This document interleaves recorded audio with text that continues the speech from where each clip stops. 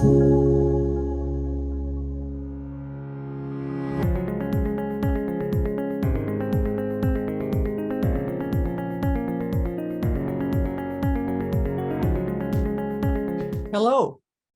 I'm happy to welcome you to the 10-Minute University Noontime Chat today. My name is Amelia Wilbur, and my topic today is growing your own tomatoes. During my presentation, I'll be assisted by two other master gardeners. Sean Van Doren will be putting links into the chat box, and Sherry Sheng will be monitoring the Q&A box for your questions. Please feel free to enter questions during the presentation, and Sherry and I, at the conclusion of my presentation, will be addressing as many as we can. The Noontime Chat is a feature of the 10-Minute University, which is provided in collaboration with and support of the OSU Extension Service Master Gardener Program. The session is being recorded for viewing for future purposes. Let's get started. The tomato is often referred to as America's favorite fruit or vegetable. Well, a botanist will tell us that it is a fruit because of the seeds inside, but we treat it as a vegetable. I never add tomatoes to my fruit salad. And so let's think of it as a vegetable because that's how we use it. If people can have only one plant on their little patio or their deck, they quite often will say, I want it to be a tomato. And if we can plant them in a raised bed or an open garden, you'll always find tomatoes growing there. So if I think of it as tomatoes as America's favorite vegetable, it's not just me that thinks that. Let's look at a results of a study and surveys that was done by Washington State Extension, in which they looked at the comparison of a homegrown tomato to a one that you'd buy in the store. They looked at it as far as quality, the production efforts, and the monetary value. As far as quality, a homegrown tomato was rated far superior to the store-bought version. Even the work of producing one, it's still rated high, somewhat superior to buying one in the store. And almost most of them, importantly, it is so much less expensive to be growing your own. The monetary value was far superior to the cost of one buying one in the store. Today's webinar is one of three that I'll be presenting. Today, we're focusing on choosing varieties and options for starting them from seed and the early care of seedlings. If you have questions about potting up or planting in your garden, you might want to wait until we have those webinars to hear those and have questions at that time. 7 weeks from now, on April 6th, I'll be doing another one, tomato varieties. We'll talk about, again, selecting your tomatoes in case you didn't start them from seed, but you want to buy seedlings. It's important to know what you'd like to have in your garden. Also, how to manage the growth of your seedlings, and we'll be potting them up, very important for root development, and putting them in the garden. And then we'll finish the tomato webinars on May 18th, when you plant them in your garden, and also learning cultural practices throughout the season to help manage for disease and pest problems, and then to have a great success at the end. That's our goal in helping you with this webinar. The objectives of the class, you're going to learn the classification and varieties of tomatoes and how to select them. Understand the advantages and benefits and the challenges of growing them from seed. Know when and how to start a tomato from seed. Then understand the effects of light, temperature, moisture on your seeds, and how best to manage those three items for successful germination and growth. And then we'll take a few moments and talk about picking a spot in your garden to put it for later transplanting. Well, first of all, there are many, many hundreds of kinds of tomatoes, and they can be confusing about what you want to put in. If we talk today a little bit about how they're classified, then that might help you in your selection for your tomato. So what does it mean when you choose it? How are tomatoes classified? They can be classified by genetics, by their growth pattern, and by their shape. Let's talk about genetics first. This is comparing the heirloom versus the hybrid. An heirloom tomato is open pollinated. It's one that your great grandpa might have grown in his garden, handed down for generations. The seeds collected will produce the same plant as the parent tomato year after year after year, season after season. As you look at this picture, you can see that they are tomatoes that have a great deal of variety of color, shape, and size, very unique tomatoes. Then there's the hybrid. And the hybrid has been developed by cross-pollinating two tomatoes to try to get the best qualities of each one into a new tomato. Quite often, we will find that the hybrid is more disease resistant and can often have higher yields. It is important to know that the seed production is not true to the original parent as it was with an heirloom. Some people think that the hybrid may have sacrificed a little bit of the flavor of the original parent plants. I think that's an individual choice, but it is something that a tomato that you'll find more often in the supermarkets because it has been bred for longevity in travel and sitting on a supermarket shelf. So sometimes that can cause a little bit of change in the flavor. But it has also opened up a lot of people to being able to grow a plant that isn't as risky to disease as the hybrids are. So we have genetics of heirloom, hybrid, or just take a minute to talk about grafted tomatoes because that's a new way. Relatively shortly after World War II, the grafting of tomatoes was begun in Japan when they needed more tomatoes per lot of land. Because there wasn't much land. And so they started by finding a rootstock that was very, very vigorous. That is, it might have been close to a weed. It was just so vigorous and could withstand disease, but the tomatoes weren't very good. And so they would grow the rootstock and then they would graft onto the top of it the heirloom or the particular tasty tomato that they wanted to have. And then they would grow it up. And that rootstock would drive that plant to be very productive. We found the grafted tomatoes can often produce 4 to 5 times the amount of tomatoes and can be more disease resistant because of the vigorous rootstock. And the seeds, you need to remember that come from that will go back to being the original scion that was grafted on top. It is important to remember that these are not GMOs, grafted, genetically modified. Neither of these are in any of that GMO product. Then we select a tomato based on the growth pattern, and that's identified by the length of time to produce and the structure of the plant. That divides it into 2 types of categories. One is the determinate, and you can see in this picture it's short and bushy and loaded with a lot of tomatoes. In fact, with a determinate, the nice thing about it is everything will ripen on that plant within a short period of time, 1 to 2 or 3 weeks, which makes it a good tomato to grow if you like to do a lot of canning. If you were going to grow tomatoes to process, you're getting a lot at once. This particular determinate is a good one to grow in pots because it stays only as a bush and generally doesn't need to be staked. That's a determinate. Again, everything ripens within a determinate amount of time. Then there's the indeterminate, which instead of being a bush is a large vine, and it will produce tomatoes over a long period of time, generally until the frost will take it. It does need staking because it's very large, as you can see here. Compare the two. Now here you have tomatoes growing and ripening and starting to grow and even more blossoms coming. So this is a plant that's going to produce all through the season. Whereas you can see over here on the determinate, a bush, everything's pretty well ripe and will be done in a shorter time. Well, let's talk about the third way to classify them, and that's by shape.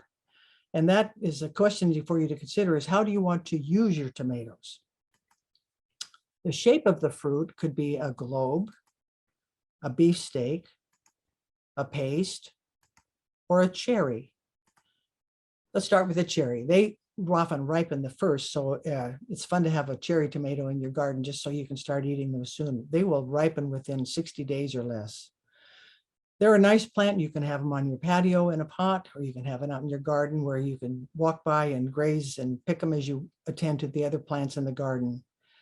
I've listed a few of some of the favorites. Sun Gold has been voted year after year as one of the most enjoyable and tasty cherries. The Indigo Rose was a variety developed by Oregon State University. You'll see this is an indigo rose, and it will ripen much later, but it's a very nice cherry tomato as well. Then there's the paste tomatoes. If you want to make sauce or pasta or dry, you're going to want a tomato that doesn't have as much juice or seeds. It has a lot of meat, and that would be the paste tomato. Again, Oregon State has contributed with developing 2 of these that I'm familiar with. They may have lots more of the paste tomatoes.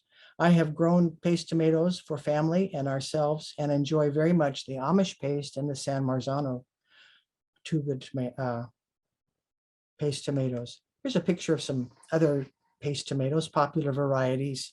You can see they vary a lot in their shape and size. Then if you just like to have a good tomato for your sandwich or your salad, you can't beat a slicer. Moderate size and will generally be starting to ripen within 70 days. Again, here's some Oregon Spring and some of these Legend have been developed by Oregon State University. Slicers are a very popular way to grow a tomato. And if you really like a large tomato, you want to try for a beefsteak. They can be used for slicing, salads, sandwiches, and bragging rights to just see how big it can get. This is a big Zac that's growing here. It's being held by my grandson. Some of the others that I've listed here, Black Crim, Mortgage Lifter, Brandywines, and Cherokee Purple are very popular. The beefsteak does ripen much later. It's a very large tomato and it takes longer to ripen. It's a very large plant, and the tomatoes being this size, you'll need to make sure that you stake it sometimes 2 or 3 places to keep it upright. And the other challenge about the beefsteak is they can sometimes be a little more difficult because they are easy, readily crack and split sometimes, but they are a wonderful tomato and very popular to grow. There's a picture of some heirloom beefsteaks. Again, you can see here where there's a little bit of cracking. Sometimes that makes it hard, and you rarely see these in the grocery store. Farmers markets will probably have them, but they're a fun tomato to have. Well, you're saying, do I really want to bother growing them from seeds, or should I just pick up a seedling later on? Well, let's talk about the advantages of both. Seeds, the availability is the greatest. That's where you're going to find seeds in catalogs or seed stores that is almost unlimited. Seedling plants, the availability will still be good. It'll kind of depend on what you're going to get, who you're getting them from, and what they decided to grow. The seeds, you can start early. We're going to talk about when in a little while. If you just want to buy a seedling plant and not worry about your garden until later, then you can do that. Seeds are the absolute cheapest way to do it. You can get a package of seed for $2 or $3 and get many, many tomatoes out of that. So it's the lowest cost. The seedling plant will still be very inexpensive, but not quite as inexpensive. More varieties. Again, what you want to choose from is almost unlimited if you can look in the right catalogs and sources. However, you are limited in buying a seedling plant in the nursery or the garden store by what they chose to grow. And then there's just the idea of I raised that plant from seed and find a great deal of joy and satisfaction in that. Some of the hybrids that you can buy as seedling plants will be more disease resistant. Well, let's say you've decided I'm going to think about trying them from seed, and let's get started and talk about how we do that. Well, first of all, you got to purchase the seeds. And in the wintertime, December and January, I find in my mailbox some delightful catalogs sent and advertising all the seeds that are sold. You can also find these catalogs online, but you're going to look at the wonderful pictures you can choose, gives you an idea of the tomatoes that are available. You will also be able to get seeds from your garden store, and I've seen they're in there now. Garden stores are selling them. And I know also that there are some libraries, community libraries, that have seeds that are available to those that hold a library card. So you might find seeds in the library. So it's time to get the seeds. But before you do, if you want to take a little time, you might want to research your preferences and how you want to use them. One year I grew paste tomatoes that I thought turned out kind of small. I was a little disappointed. Well, if I'd had this chart, I think I could have seen that I could have planted one that was going to give me a much larger tomato. So just doing a little research, taking your time, especially if you've been doing these for years or just starting, it's always getting more information is always helpful. Well, let's get started. You bought your seeds and there's the seed packet. What do you learn from that seed packet? A lot of information. It tells you the variety, San Marzano. It tells you the shape and the use. It's going to be a sauce or a paste tomato. It tells you the growing pattern. It's an indeterminate. So it's going to be a big tomato plant with a lot of vines and a lot of tomatoes. It tells you the harvest time. It says 90 days is when you can expect to harvest that tomato. Now, if you look at the back of it, you can see that it was packed in for this season to grow. It tells you how to plant it indoors, when to start it, how deep to plant it, the temperature you need for your soil, and how to grow it and thin it and get ready. It tells you not to plant it outdoors. It tells you how to fertilize it and take care of it. Also tells you about how long those seeds are still going to be good. 80% of them are going to grow and you can keep them that's a minimum, 80%, and you can keep them, replant them if you need to for 3 years. The seeds will still be viable. So a lot to learn on the seed packet. Well, we've got the seeds. Now, what do we need for materials? What am I going to put the seeds in? Does it matter what I use? Yes, it does. Well, do you want to dig up your garden soil or use some potting mix? No, not recommended. We recommend using a seedling medium. Seedling medium is the best way to germinate a seed. It gives it the best chance. Not potting or garden soil. As you're looking for it in the stores, it may be called seedling mix or germinating or seed starting, but if you understand that it is a blend of peat moss, perlite, calcium silicate, and wetting agent, then you'll know it is not a soil, it's a medium to grow in, and it does give you the best potential for them to germinate. Again, your potting soil is too dense and the garden soil is too dense, as well as, I don't know about yours, mine has weed seeds, and there may be some pathogens in there that you don't want to put in next to your seeds. The traditional way of starting them in a little pot or a planting tray, we encourage you to keep it a small tray or a small pot, no bigger than 1 to 3 inches. The reason is we want you to plant it in something small, so it will as it starts to grow up, you'll want to be potting it up. It'll be required to go to a successively larger container. I usually repot mine or pot them up at least 2 or 3 or 4 times during the season before I put it in my garden. And this does a wonderful thing to promote good root growth. So you've got your planting tray and you need a cover that's going to go over it. It can be a plastic bag, or if you buy a commercial tray, it'll have a plastic cover, but you want it to maintain the moisture. It will be a cover that you'll later take off as the seeds emerge. Last week, we had a question about soil blocks, and so I'm going to try and address that briefly today because growing tomatoes from seed works wonderfully in a seed block. Seed blocks are not new at all. And you think about plastic pots have been only available for a short time in our history of growing, and gardeners hundreds of years ago would just gather and make a block of soil and then plant the seed in that and then put it into the soil as it started to grow, recognizing that it was a plant not readily usable for the garden right away. The seedling mix is both the container and the growing medium. There's no plastic containers, and so the concept of air pruning eliminates pot-bound plants. Here's a quotation from Elliot Coleman, I believe. He says that soil blocking can lead to remarkable health of transplants compared to their cousins grown in cell trays. Well, how do you do a soil block? Soil block looks like this. This is the tool, and it creates a compact soil block. There's the underside of it. We pack that with very, very densely with very wet medium. And that little protrusion makes a hole in the block for the seed placement. You can see the varieties here. Here's a homemade one. and a mini block. Well, when we actually pack that full of the medium and then eject it from the soil blocker, we get something that looks like this. How to do it? You mix the medium, you moisten it till very wet, fill the blockers, and then release it from the soil block and rinse your block. All of these materials or information can be found in your resources at the end.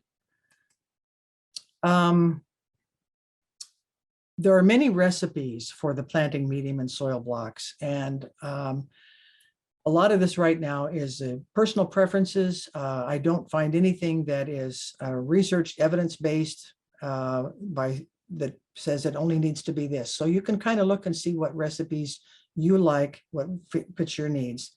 I'm giving you the recipe that we used in our grafted tomatoes. It was a coarse peat moss or coconut coir. That's half of the mix.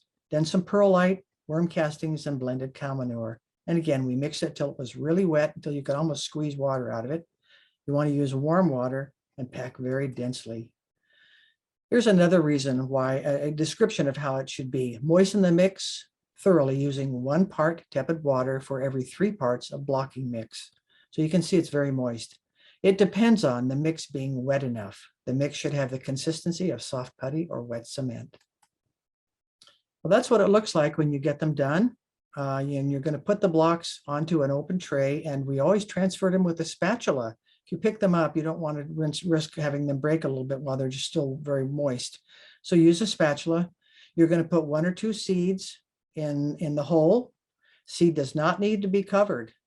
And you're going to put it on a heat mat, same as you would on the others, plastic pots, 24 hours a day, and hydrate. You can, at the first, you can spray gently onto the soil, and then because you don't want the block to dry out. And then later on, you'll be wanting to do bottom watering. Well, there's the germination complete. You can see the little plants have come up. Those are not tomatoes, but that's another plant that come up.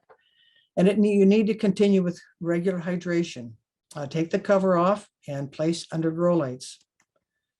What is air pruning? That's a new concept, and that is one of the best advantages and real reasons to do soil blocking if you want to involve yourself with that. Basically, what it means is that they get a stronger root system. There's increased oxygen to the roots because it's not in a pot. And what happens when the roots reach the edge of the soil, it has a tendency to prune. And this creates an advantage in transplanting because you don't have root disruption. So if I read to you the last quote here, the roots will grow until they reach the edge of the soil blocks. They will stay there ready and willing to reach out to and grow once they are placed in soil, as opposed to plants, which will in containers, which will become root bound. And that's one of the real challenges of growing things in pots, is they do become root bound. So air pruning is a real advantage to soil blocking. It's a sustainable way to grow from seed. You don't have plastic containers to dispose of. And we've mixed the soil nutrients right in it, worm castings and manure, that the seedling mix did not have. So that saves a step of fertilizing.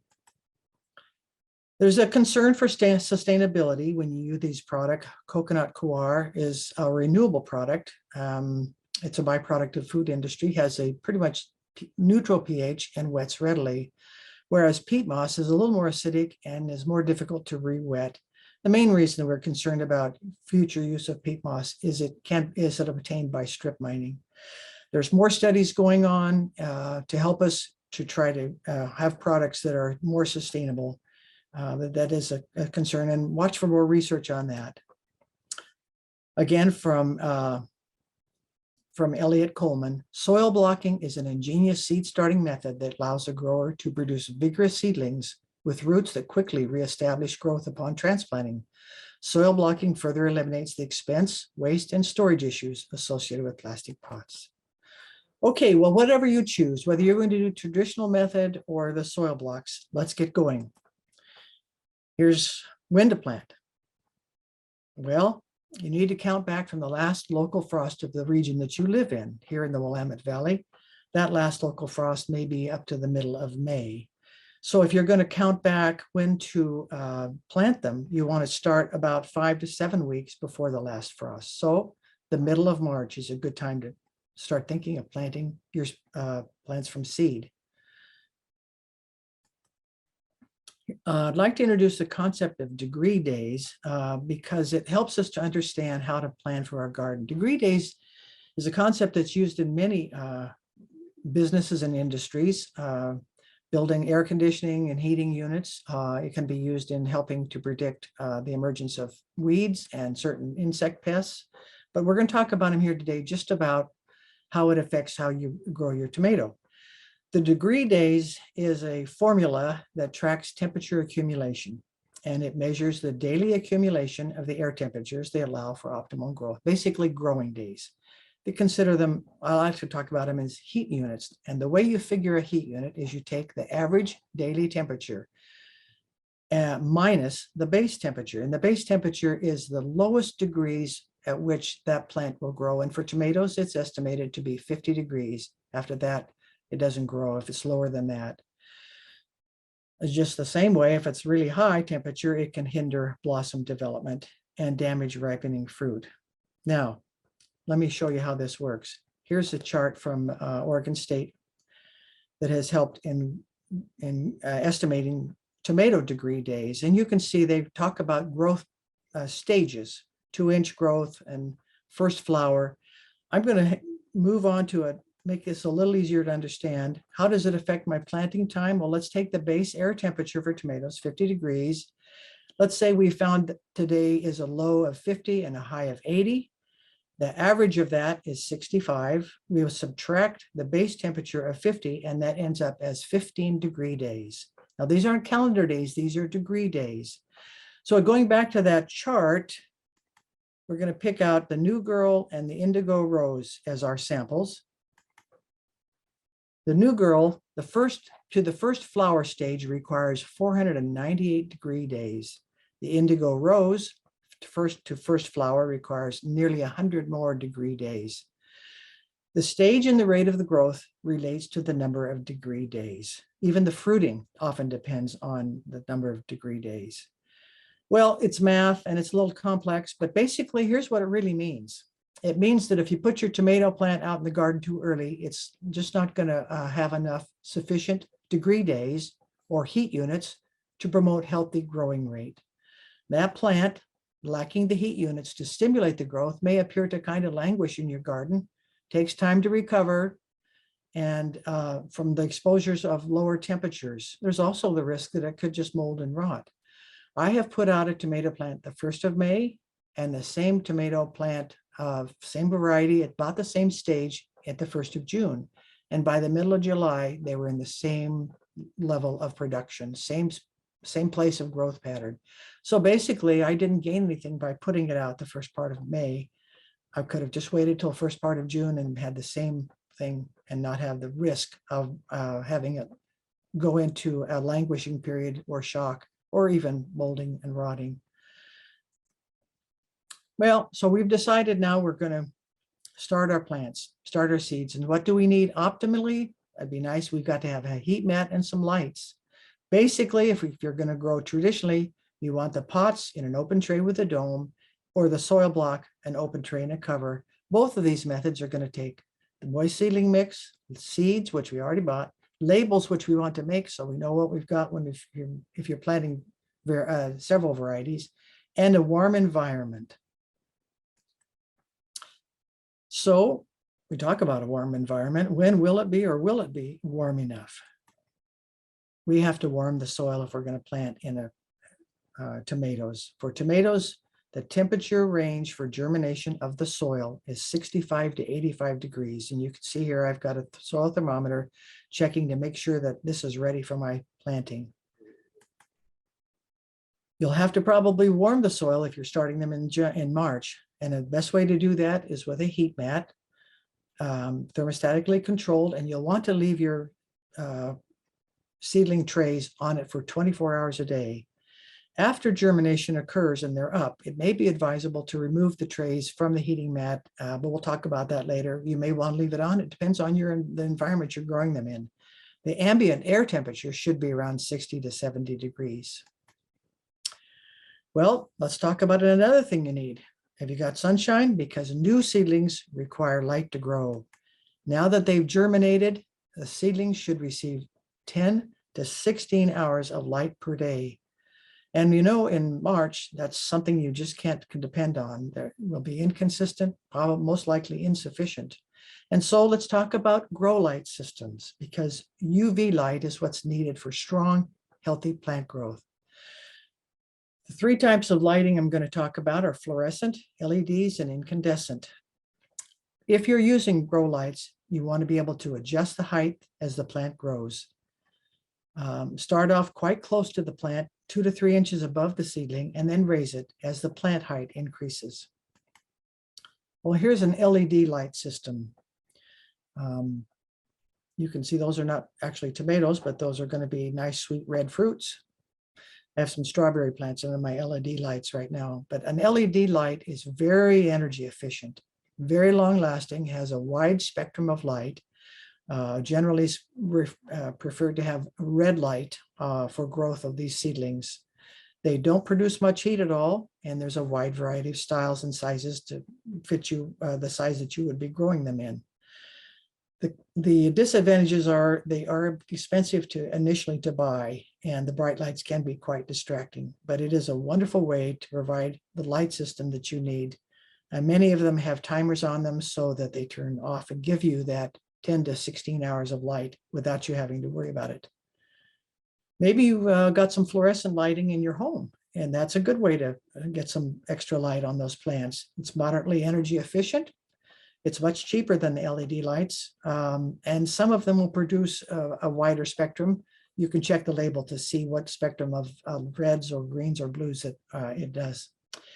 Unfortunately, they don't last as long as the LEDs, and they use more energy than LEDs. But maybe you just like to grow with what you've got in your house, which would probably be an incandescent bulb. It's the cheapest up front. The problem with them is they're not energy efficient. And the biggest problem is it's a light that produces quite a bit of heat, and you have to be careful or it'll dry the soil out and possibly burn your plant leaves.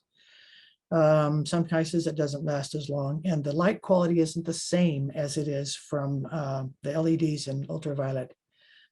The fluorescent, you don't get the UV lights, which without those, the plants sometimes will end up stretching. Well, maybe you don't want to invest in any lights. Well, you can still grow them in a nice sunny window. These plants are doing well. You want to avoid a northern exposure if possible. Direct sunlight is needed. I don't even see a heat mat under these, and so probably there's enough sunlight coming in, and they won't grow as fast, but they will grow. You do not have to have all the specialized equipment. They just grow faster and are healthier with a little more help from heat and light. Well, we're going to start with doing some the traditional way. You can see I have my germinating mix. I put it into a bucket first because I'm going to add a lot of water and get it very, very moist. Once I put a dry germinating mix into this, I won't be able to, it won't accept the water. It won't reach well. It needs to be mixed in first. And so I am mixing that in. Then I'm going to fill in my trays, and I'm going to pat the soil down. I don't want air pockets that'll end up settling, firming up the soil. Then I'm going to make 2 holes. You could use a pencil or your fingertips. I like to make sure that every cell gets me a plant. And so I will plant 2 seeds in each one. There's the tomato seeds. They're kind of flat. And I'm going to put a seed in each one of those holes.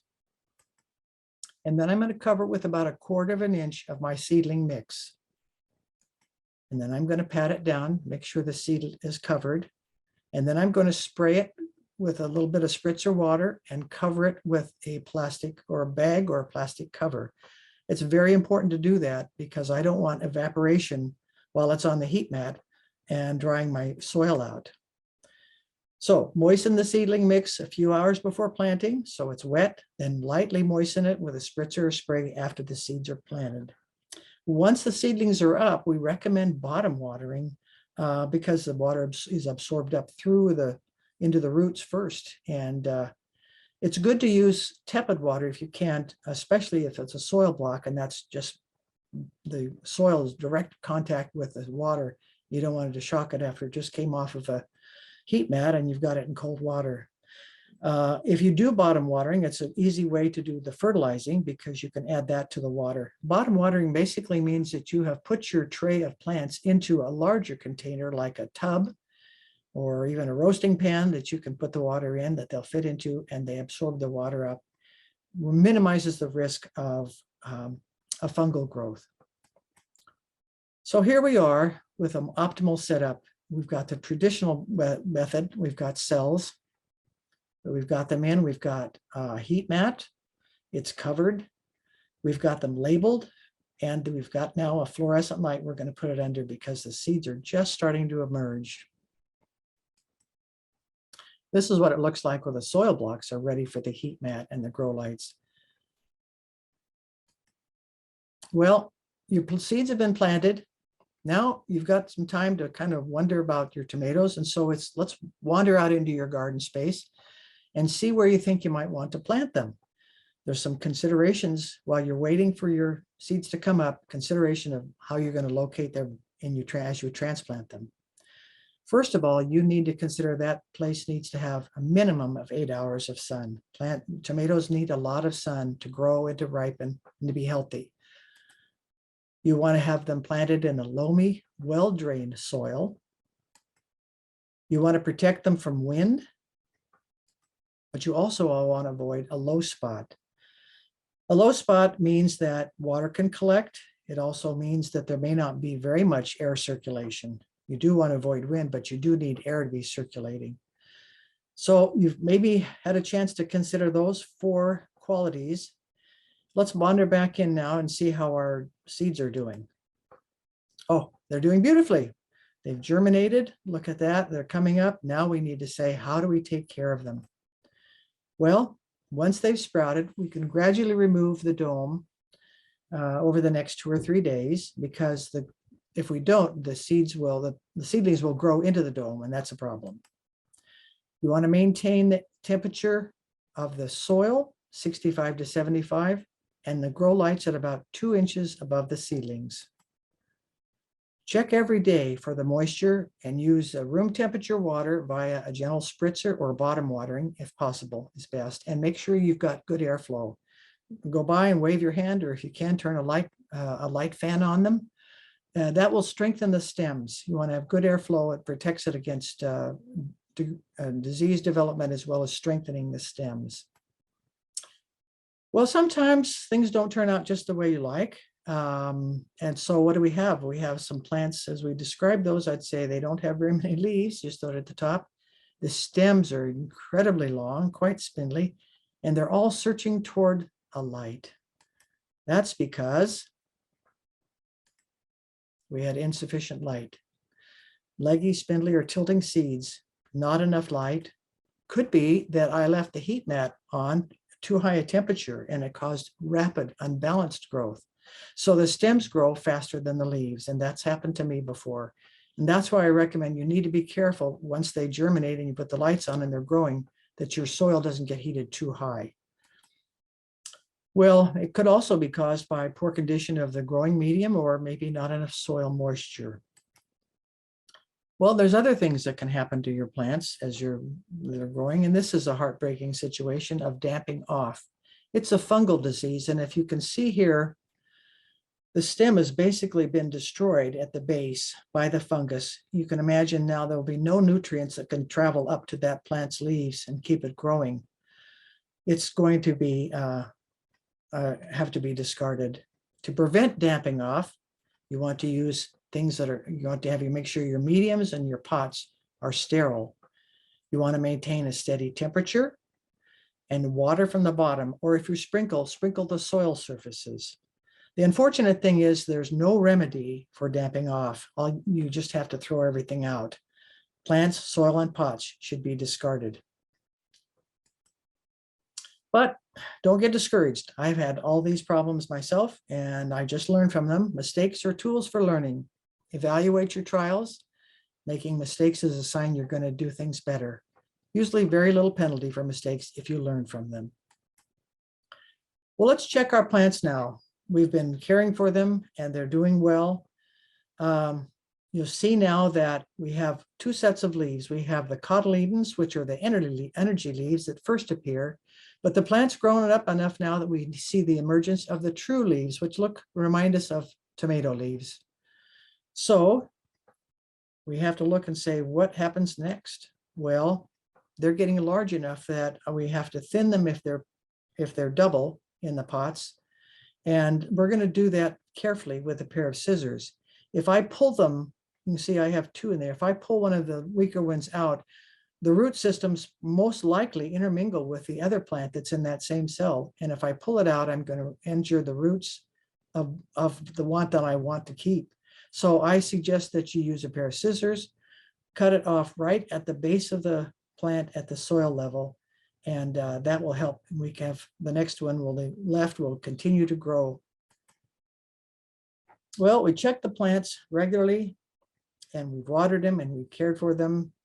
The light continues to be on them. Their plants are now 4 to 5 inches tall, and it's time to think, well, is it time to pot up? What we do is suggest that you pull one out and take a look at it. If this is what it looks like, then those roots are starting to go, this came out of a cell, the roots are starting to wind around, and it's time to move it up into a larger container. We call that potting up, and we will discuss that in the next session on April 6th. If you've done a soil block, you're not going to see those roots because they have air pruned, but you're going to see a nice growing plant ready to also be potting up. So things to remember: don't use your garden soil to start your seedlings. It has pathogens, weed seeds, and it'll compact too much in the container, and the seeds don't have a chance to come up. For early feeding, dilute the water, dilute the fertilizer as in about a ratio of a fourth what you normally would have. Keep the seedlings close to the light source, and stress them during the day with some air circulation, a fan for sturdier seams, 1 to 2 hours a day. The next webinar is again April 6th, transplanting or potting up your seedlings, getting ready to put out into the garden. And on May 18th, we'll talk a lot about getting them through the summer with management of diseases and also how to harvest a good crop. Hope you've enjoyed attending today and that you'll start looking for your seeds and think about starting from seeds. The resources that I have used in some of my research, you can see here on our list. The one I referred to today, Vegetable Degree Days, is also from an Oregon State Extension. Your video of this program will be available later on from this mastergardeners.org and also the helpline. And this is a list which will be left for you to see for a few moments. I think we're going to get ready to do some questions and answers. I'll leave that up for a moment. Sherry, are you ready to join us? Hi, Amelia. Hi.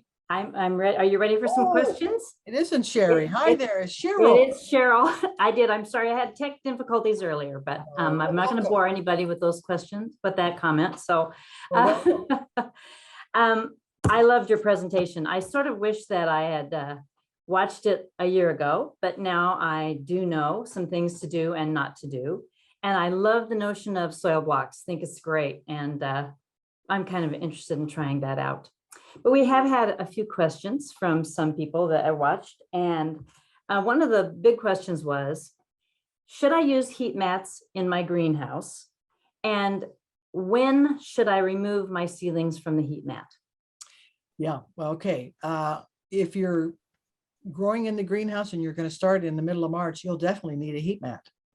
Last year, I did not use lights, but I kept them on the heat mat. And that's your other question was, when do I take the heat mat off? Correct. I think you need to keep checking the soil temperature. Again, the soil temperature should be 65 to 75. And if your heat mat is pushing it beyond that, you wanted it warmer to grow them. In order to germinate, the seed temperature needed to be warmer. I believe we said 75 to 85 for growing them to get them to germinate. But once they're growing, they need to be a little bit less temperature, 65 to 75. So if your heat mat's getting it up to 80, you need to take it off the heat mat. But if it's not, if you go out there in your greenhouse and your soil temperature is 55 or 60, I'd put it back on the heat mat. So you just monitor, these little seedlings take a lot of care, and so monitor them. Monitor the soil temperature, monitor your air temperature if you can. Great, thanks. Okay, should I, I'm going to go to the nursery, and I'm very anxious. In fact, I just saw one of our watchers write in and say, "Oh, I was going to start my seedlings this next week. Maybe I should wait." So what you're really saying is, if you go to the nursery and they're selling tomato plants in March, don't grab it up and plant it in the garden. Yes, that's correct. If you buy one in March, I don't even know that they'll have seedlings. You'll have the seeds, but I think probably most garden stores don't have them until April. But if you do get one, we'll talk about it in April, how to take care of that seedling. Good. So right now, nothing goes in the garden. Just start them from seed if you want, on a heat mat and with lights if possible, grow lights or at least good sun exposure. One question was about coconut coir. People are having trouble locating it in some parts of town. Do you have a good source? No, I don't. No, I don't. And the use of coconut coir is just kind of being developed. People have used peat moss for years, but as we realize it's not as sustainable, I think we're going to see this as an industry that is going to be growing. But right now, because it is a byproduct from the food of the coconut, then I'm not sure where it is. We will have to try and get some information to that, but right now I do not. In chat, somebody just popped up and said they bought their coconut coir on Amazon. Well, there you go. Buy anything. For people whose fingers dial Amazon, that was a good one. Okay. Okay, so one good question was, why put 2 seeds in a section if you're going to cut one off? I do it because I might, if I put one and it doesn't come up, I have nothing in that cell. And I'm optimistic, I suppose, or realistic, and say, I want to make sure that every cell has a plant. And so I do. And it is, I suppose I learned that when we were starting grafting plants, and we had to have them at a certain level and need to make sure that it was going to come up. So we do have one question too about companion plants for tomatoes. Is there any plant that you would definitely not recommend you plant near a tomato? I'm going to address that later on when we put them out in the garden, if that's okay. Okay. Yes, there are definite companion plants that do much better around a tomato and a tomato around other plants. So we'll get to that if that's okay. We're not putting them out in the garden now anyway. So another question was for people who have limited space, do you know of a Roma variety that is more trailing so that you could, trail it up onto a trellis? Oh, if you're growing in a pot, I would buy a determinate, and then you won't have to worry about it trailing because it's not a vine, it's a bush. So when you go to buy those seeds, look to see on the seed packet, it'll tell you if it's a determinate. If you're growing in a pot, do a determinate. I would hesitate putting any indeterminate in anything other than a huge canvas bag pot that's that I could, because it requires so much staking if it's an indeterminate. That's a very good answer. And while we're on the topic of needing to plant tomato plants in pots, and I know you said a determinate was much better, how deep does that pot need to be? What size and how deep does that pot need to be?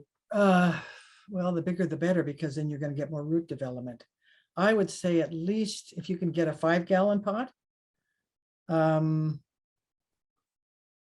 that's about the size. I wouldn't use a small flower pot. It's just not going to hold up well. 5-gallon pot, whiskey barrel, half whiskey barrel, half a whiskey barrel. That would be good. Perfect. That's a perfect answer, I think. And I have one more question. Oh, are you going to discuss potting up soil blocks in your next session? Yes. Well, actually, I could do that right now. Oh, great. Because that was a couple of people asked that question.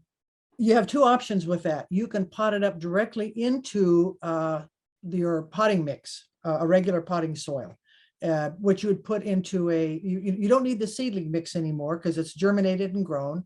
So you can put it into a potting mix in a larger pot, Or if you wanted to, you could continue with your mix that you made for the soil block and make a bigger soil block with a hole in it and just put it in just like, like little stacking dolls. So you could do either way. Does that help? That is very helpful.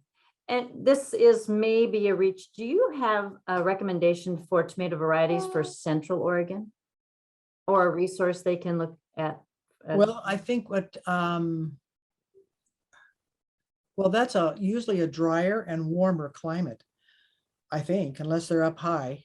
The elevation might be the problem. So Central Oregon, is that the deserty part, or is that the up in the mountainous, I wonder? It would be, it would be high. And the difficulty in Central Oregon is that there's hardly a month that goes by that the temperatures at night don't get down pretty low. Okay. Well, yes, I do. There are some varieties, we have grown them. They're actually, if you look where the seed was developed, we used to grow a beefsteak Nepal, or there's a Moscovich. So you can see if they are seeds that come from, originated, they'll come obviously from a seed catalog now, but they were seeds, a variety that originated in a northern climate. That would be a very smart one to plant. And if you can kind of do that by looking through the catalog, it'll tell you a little bit more about it. The catalog is a wonderful resource. And as I say, it's available online if you can't get one through the mail. I do have another question that's not probably just strictly tomato related. It's about sterilizing medium for planting seedlings. Do you know anything about that? Is that something you're willing to address? Well, I suppose sterilizing it would be, you'd buy it, make it sterile. I mean, the point is you're not digging it out of your garden, and it's not something that sat open in a pot or a bucket for a long time. So it's mostly things that you buy commercially should be sterile. I think some people are thinking that they have medium and they've used it for something, and they they feel like it's still usable and they'd like to sterilize it and use it again. And I'm not aware of any way to do that I would trust with my tomato seeds, seedlings, but I thought maybe you did. No, once I purchase those seeds, I want to give them the best chance in the world to come up. And using old soil, even old seedling mix that you've used before, I wouldn't recycle. I take my old seedling mix and just mix it in with my potting mix, or throw it in the garden. It has good materials in it, but don't use it again. Use sterile to start your seeds. And one last comment from a viewer who said her San Marzanos kind of have a tendency to trail. And you've probably experienced that as well.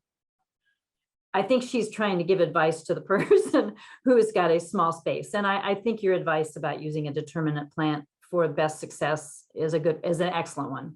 Yeah, if you're talking about trailing, because it's a vine, it needs to be supported. You don't want them growing along the ground of your patio or whatever. So determinate's what you want. I agree. Well, that's our last question, Amelia. You've given us a lot to think about. Now we must tune in to our April session on tomatoes.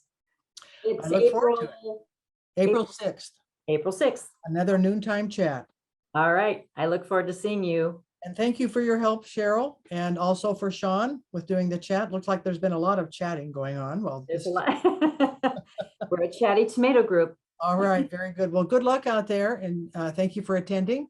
And we'll talk more about how your seedling is coming along in April, because it should have germinated. If you plant it middle of March, we should have some seedlings. We can talk about maintaining the health of that. And you can probably be looking in the stores to think about buying some seedlings. So stay tuned. All right. Thank you. Thank you very much.